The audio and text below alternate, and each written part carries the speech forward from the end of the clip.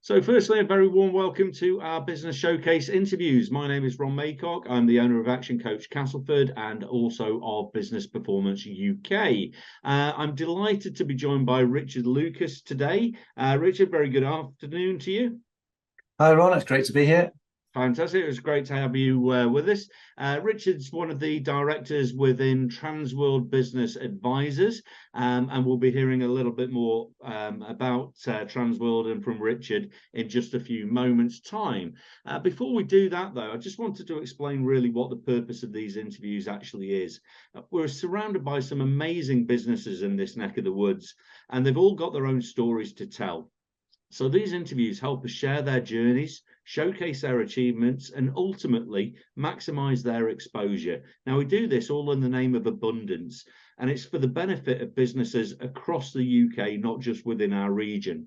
So without further ado, let's hand over to Richard. So Richard, tell me a little bit more about Transworld. Great stuff. Thank you, Ron. Well, Transworld, and it's sort of short in history, it's 43 years old.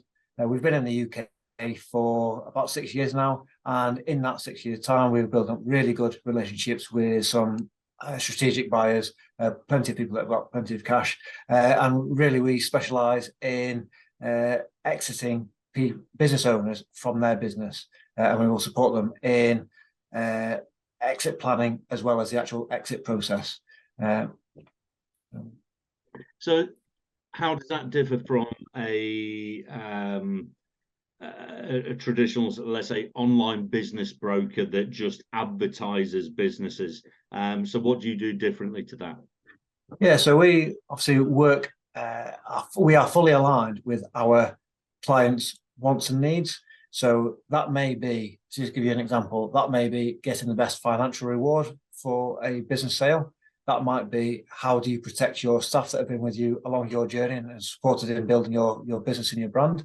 What's going to happen to the sort of the actual branding, the location, all the things that you've put potentially several decades of your life into building up, and hopefully we will find the right buyer that allows that your hard work to continue to grow and flourish in the way that you intended it to. Excellent. So what's ideal for yourself? Ideally, when do you want to start working with a business prior to exit?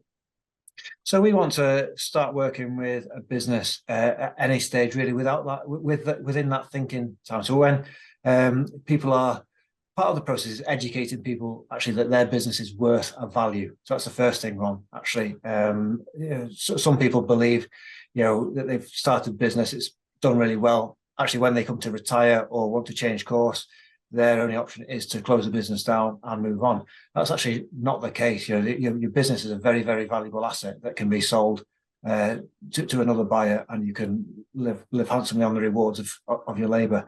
So actually, the exit planning journey can start 3 years, 5 years.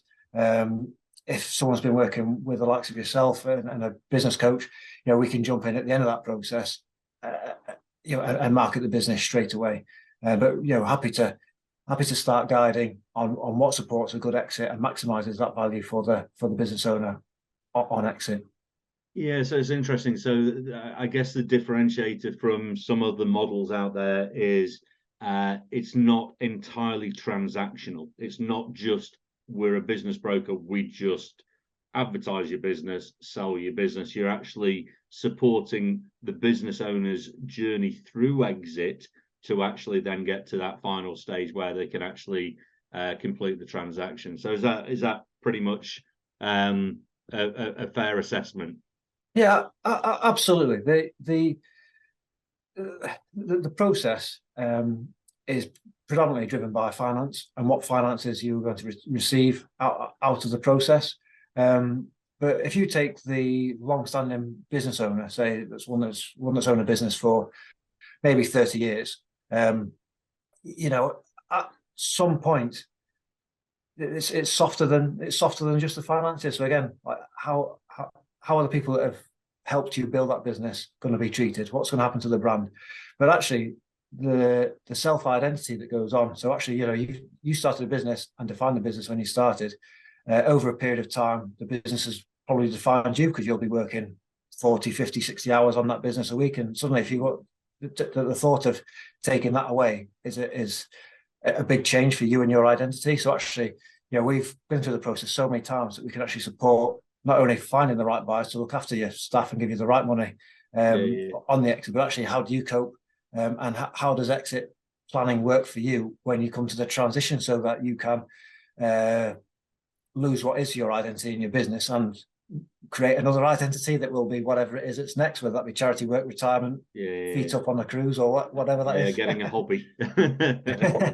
It's interesting. We have so some of the work that I do, and you're aware of this, but some of the audience won't be. But we work together on various different things, and one of the areas that I use as well as business coaching is something called Value Builder. And in Value Builder, one of the assessments is what they call a pre-score, which is quite ironic because they call it a pre-score, but it stands for your personal readiness for exit. So even though it's called a pre-score, it's all about the end, not beforehand. But it's all about avoiding this seller's remorse, where 86% of people, having sold their business that they've worked so hard for all these years to build up, suddenly they exit, and 18 months later they're going, why did I sell? Yeah, I'm having remorse. I wish I didn't sell. And it's because they don't have hobbies. They don't have things to keep them busy. They still think that they own the client relationships, and they've probably worked hard to do that. Unfortunately, they don't own the business service in those relationships. So when you've exited, you've exited. And I guess an interesting one. Do you really look at the transaction being finite and I'll use the word terminal, but getting to a full sale, or are you working with businesses to do either partial sale or it might be a deferred consideration and a partial exit from the business? Are you involved with that side as well, or do you just deal with it's selling it 100%? Well, I suppose really it's an education on both sides, Ron, isn't it? And you have to understand both sides of the fence. So if you just split that down a little bit. So if you say what does a buyer want? Well, a buyer wants to buy a business for very little and have a long deferred consideration payable on whatever terms that's payable on. But as a seller, what does a seller want? A seller wants 100% upfront and no tail. Now there has to be a balance, and it's educating people in that process as to where that's likely to be, what the market's seeing. And most buyers want an element of protection, hence why they have some deferred consideration in there. And most buyers will also not be putting in their own money; they will be doing a loan. And there's some requirements in the lending agreement that means that there has to be a deferred consideration to protect against any previous liability. So it helps, if we can partner that exit journey and understand what the hurdles are throughout that conclusion, then if you're working in, say, you're selling your business in 3 or 4 or 5 years' time, we can start to unpick those typical hurdles and make the transition closer to what the seller wants. Okay, and that's 100% cash, no deferred, and make that more realistic than being the other way around. Yeah. So you get involved with those progressive company sales where it's done in tranches and done over a period of time, as well as we just want 100% and we want an exit, and there you go, and we've got a buyer lined up. So and within the process, and I know there's lots of different models for this within the industry. How are you paid? Are you paid as a percentage based against the realization at the end? Are you engaged and you work with people and are retained, if you like, through your services? How does that sort of work? So we are paid for our services on completion, and it's really one of the biggest differentiators between Transworld Business Advisors and other brokers out there. We are purely a no sale, no fee organisation, so that's why we are very keen to align ourselves with the seller and make sure that actually what we can provide for them is actually deliverable. If, like I say, we are no sale, no fee. Now, what that really means is sometimes a buyer might get itchy feet, so we will continually introduce buyers to a seller.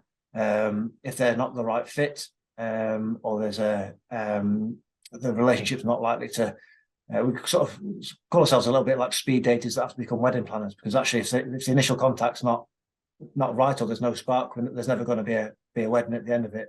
And it's a long journey to sell a business. You're going to have to get on with these people. So if and if you've got some transition period after the conclusion, then you could be working with someone for you're going to be at least a year throughout the process. So if you don't like each other, it's never going to be. It's interesting, and just picking up on that point, what would you say is a typical timeline? Because this is going to really educate a lot of people who think, oh no, I'm ready to sell my business, and it's 2 months later we've signed on the dotted line and I buy an island somewhere. So what's a typical timescale from engagement to actually the end of that transaction and the business has been sold? Yeah, sure. So an average length of time to sell a business from listing to completion, the average is 8.5 months. Wow. So, and then if you add on a transition period, we sort of say it's an 18-month process, but actually from starting to signing a piece of paper, it's about 8.5 months. And I think that might come as a shock to a lot of people, because you think selling your house is a drawn out and protracted kind of process. When you get the complexities of it, then becomes a business. There's lots of different considerations that you need to be very, very aware of. From a personal thing, the first time that you do it, you are in that great unknown of what you don't know. And if you've not sold a business before, then there's a lot of stuff that you're just unaware of. So my advice would be, speak to a professional, speak to somebody who has taken people through that journey and can actually highlight some of the emotions, I guess, that you're going to go through. It's not just a logical decision. There's awful lot of personal engagement with selling the business that you've worked so hard to build. So geographically, where's your sort of main focus then for yourself, Richard? I'm based in Yorkshire, so I can work across the UK. My sort of particular area of focus is sort of from the Midlands all the way through to Newcastle and to the sort of east side of the Pennines, really. But we are Transworld Business Advisors. There's 17 office locations across the UK, and coincidentally we're in 17 countries across the globe. So we have the capability not only to do local deals but also international deals as well. And a little bit of terminology that people may or may not be familiar with. Are you primarily buy side or are you sell side? We act on behalf of the seller. So if we are, and throughout this interview, I've spoken really about the exiting side. So actually, the bread and butter of our business is selling businesses. We do have another arm that specialises in acquisitions. And it's a bit like a lawyer in that case. If you're employed by the prosecution or the defendant, that's a piece of people that you're acting for. So the same as us, and sometimes though we do have to help both sides of the party, because some people haven't bought businesses before, some people have never sold a business. Actually, we have to coach an element of both sides to make sure that the wheels are oiled, and that things are progressing, because there will be problems along the way. We've got the solutions and have the experience to know how to overcome those problems and keep things on the road. And is there a typical demographic of businesses that you specialize in? Not say specialize in, but more constitute your sweet spot in terms of deal size or industry sector or whatever it may be? So in terms of industry, Ron, we are completely industry agnostic, cover everything. In terms of sweet spot, we have people in the business that will deal with the smaller end sort of the sole trader type businesses, all the way through to other divisions that do the larger deals with a multi-million pound. But in terms of particular sweet spot, anything above sort of £750,000 EBITDA is our particular sweet spot. Reason for that is we like to align ourselves with good professional buyers, private equity, venture capitalists, those sorts of people that have the ability to invest in a business and support the buyer getting a decent amount of upfront cash rather than it all being leveraged, which is how we are successful with selling people's businesses, and typically that's how we get the alignment. It's interesting because a lot of that is defined by who typically is there to buy. So the smaller the transaction, the likelihood is it's an individual looking for a business, or a business looking to complement what they've already got. Once you move beyond that sort of magical figure of sweet spot being $750,000 EBITDA, at that point, then you're getting into more that institutional kind of funds where they're actually going, let's pick this up, let's add it into a portfolio, and they'll have plans on timeline of how long they want to actually support that financially before they offload it to either the current management team or to another fund that's going to scale it to the next level, I guess. So it's interesting because it does, I guess, differentiate where that business is likely to be. And as you say, you're not overlooking deals below that or beyond a certain level, but that's where you're most comfortable sort of engaging with those people. So in terms of the other sort of nuances of what you do, what else does Transworld do that makes it unique within the market? So, just our uniqueness comes through complete alignment with the client, and that's sort of selling journey. So, we are completely aligned with their financial wants, their emotional needs, and what the teams need. So, if I just touch on that EBITDA size again, we can support people with management buyouts and those sorts. So, actually, if you're trying to protect a team that's helped you along the decades, you've probably never paid that team enough money to be able to buy you out of that business. Mm-hmm. So, but they are the ideal people for the strategic investors to carry on running that business, and hopefully give some sweet equity to the management team that are left, so that everyone's a winner in that transaction.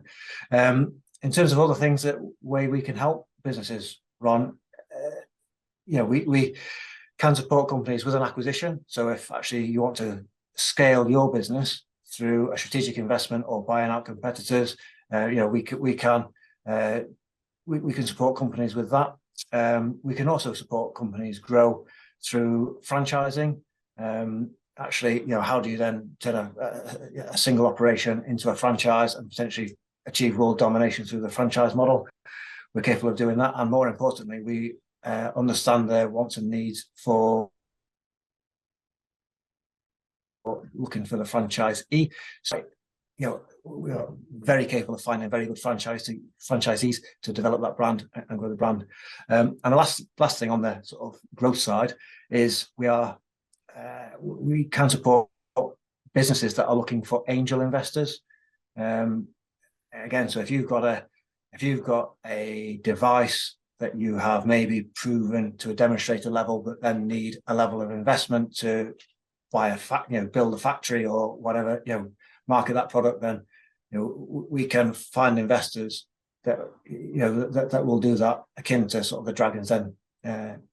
Excellent, and it's an interesting one because it opens up a whole different world of opportunities once you start getting into that sort of EIS, SEIS of kind of investors where people are getting, essentially, for those not in the know, it's tax breaks to invest in early stage businesses to increase innovation and so on and so forth. So private investors can actually do things in a very tax efficient way, sometimes through angel investor networks and the likes, but there are schemes where you can find those earlier stage businesses that have scalability, which is what the franchising model really does. It's an interesting concept, I guess, for a lot of business owners, where if they perceive that their only option is total exit, then they're missing maybe a few tricks, because by franchising it, you can still retain certain ownership of the master license, and you can have the product licensed out internationally. You can have it franchised in the UK, and you can actually get a repeat and recurable revenue coming from that, even though you've exited from the day-to-day. All you have to do is prove that the model works, and then it becomes scalable for other people. So really interesting. And as you say, it definitely differentiates. There are people that and brokers out there that are just dealing with the transactional side. Yes, it gives some advice and it is a consultative thing. They probably are away from things like franchise models and just go for significant enterprises rather than smaller businesses and going into that sort of SME kind of market. You can guarantee they will charge for their services up front. So it's never going to be done on that. Your other end of the scale is stick it on a website and hope it sells through some kind of portal or a bit like business equivalent of Rightmove. Okay, it's all well and good if it's just a straight transaction. If there's any complexities, then you need somebody to hold your hand. And if that's the case, get in touch with people like Richard, speak to Transworld and see what's possible. Interestingly as well, and I know this firsthand from our sort of relationships, one thing worth noting with people like Transworld and with Richard is they're connected to a whole host of other people, whether it be legal services, advisory, more into the pot, financial organizations who can actually do this, and right the way through to angel investors and finding the buyers, as opposed to just highlighting and selling your business. It is a two-way street. So, lot more complex than it sounds just on face value as a business broker. So that's drawn us actually towards the end of the interview. So time's literally sort of flying by, but any other areas that we've not maybe highlighted or anything else that you want to add in there, Richard, we've not covered so far? I think we've covered a great synopsis of what Transworld is and how it can help business owners that are looking for options. And like I said, Ron, I think earlier on that, I'm happy to engage with anyone at any stage of their thinking. A lot of people start business because they're just good at what they do. They never really appreciate that it is a very valuable asset that they are working on and have spent several decades working on. And, changing their mind towards the latter end or of that business journey is very important. I'm very keen to help people make sure that they are fully advised and eyes are open to different options that are available to them as they go through that Just process. Like you said earlier, sometimes they don't even realize they've got a saleable asset. They just think they've got an order book, and even if it is just classical asset sale and no equity based sale, that you're selling an order book, it still has value to someone.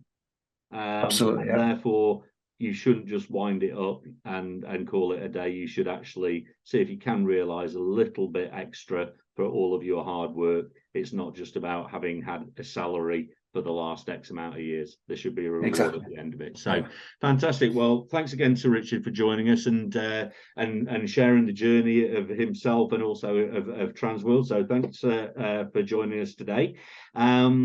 Also, what I always say and how I always sort of finish these is if you're sat there watching this and think, yeah, I'd like to showcase my business. I'd like to spread the word about all the wonderful things that we do, who it can help and who will benefit from our services. Just simply get in touch. We'd love to do a spotlight interview on your own organization and highlight in the words of or in the nature of abundance, I guess, what you do and who else it can benefit. So we'd love to be part of sharing that message and extending your reach. So thanks again to Richard, and also thank you for everyone watching yet another of our Business Spotlight interviews. We'll see you soon. Take care. Thank you.